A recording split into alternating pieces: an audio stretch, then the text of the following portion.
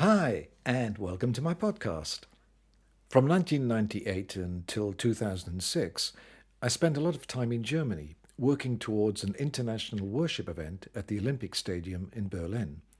It was called Calling All Nations, which took place on Saturday, 15th of July 2006, gathering 25,000 people from more than 40 nations.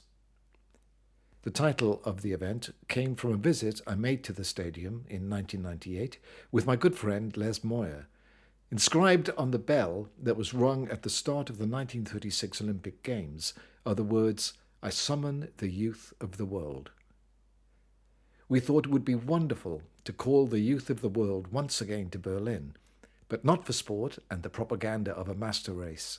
This time it would be a call to worship. Les, myself, and other friends had the privilege of working with a great team of German leaders on that project, who caught the vision and worked tirelessly and at great cost to see it happen. As the date of the event drew nearer, we began to work on a souvenir program for those attending. Now, over several years, I'd worked with people from North American Indian tribes. I learned that when they go to a town or city, their protocol is always to seek permission from the ruling person to enter. It's a matter of respect for local authority. So at one of our regular planning meetings in Berlin, I suggested to the team that we should approach the mayor of Berlin and ask if he would be kind enough to give us a written welcome and endorsement for our event. At that point, the team went silent on me, and then somebody said, "You do know that the mayor is gay?" Now, of course I did. I'd long heard mention of the fact that the city was led by an openly gay mayor, and I knew that caused a lot of concern for local Christians. But my response to the question was simply, "And the problem with that is?"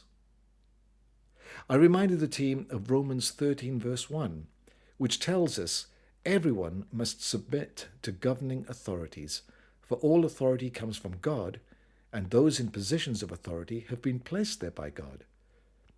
From my perspective, the mayor of Berlin was the gatekeeper of the city, appointed by God, and it would be wonderful if he could extend a welcome for what we were doing.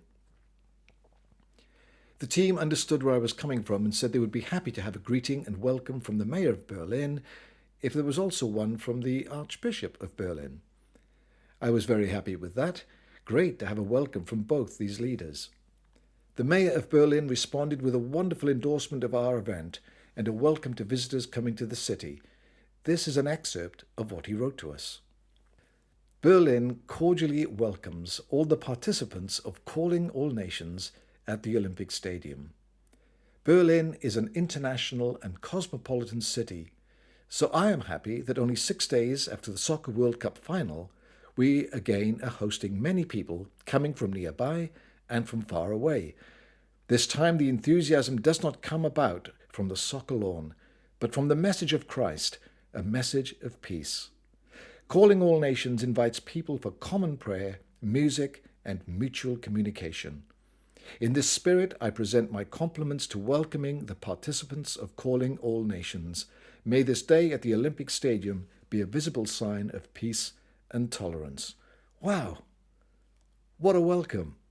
The mayor of Berlin, who had been held in poor regard by many Christians in the city because he was gay and liberal, welcomed us with open arms and warm words. By contrast, the Archbishop refused to send a greeting, since he had not been involved in the planning of the event. How disappointing and small-minded. A short while after receiving this greeting, I was in the city of Freiburg in Germany for a large Christian event and was interviewed about our upcoming day at the Olympic Stadium. The interviewer asked me about some of the struggles we had faced in the planning and preparation of Calling All Nations. I expressed frustration over the opposition we had faced from some sections of the Christian community in Germany, primarily because Calling All Nations was being organised by charismatic evangelicals. We were treated as enemies rather than fellow believers. As an example of this, I told the story of the wonderful greetings sent from the mayor of Berlin and contrasted it with the flat-out refusal from the Archbishop to send us one. Then, without thinking too much, I said, "In my opinion, I believe the gay, pagan mayor of Berlin is far closer to the kingdom of God than the Archbishop. I wasn't trying to offend or score points. I was simply highlighting the fact that a person whom many Christians had written off as being immoral and anti-Christian had actually been open and welcoming toward us, treated us like friends, displaying a true kingdom heart, whereas a fellow Christian had not been. In closing, I want to leave you with these thoughts. I know many people who seem to embody the spirit of living in God's kingdom, even though they may not be believers. So perhaps in the age to come, they will enter the kingdom of heaven. In Matthew 7, verse 21, Jesus says, "Not everyone who says to me, 'Lord, Lord,' will enter the kingdom of heaven, but the one who does the will of my Father who is in heaven will enter." Many Christians had seen the mayor of Berlin as an enemy of the church and our values because of his openly gay life. But in reality, the opposite was true. Somebody once said, if we treat people like the enemy, they will become the enemy. I'm doing my best to remember that. Thanks so much for listening to this podcast. There are more podcasts for you to listen to, and please visit www.noelrichards.com to sign up for my newsletter if you'd like to be kept informed of what we are doing.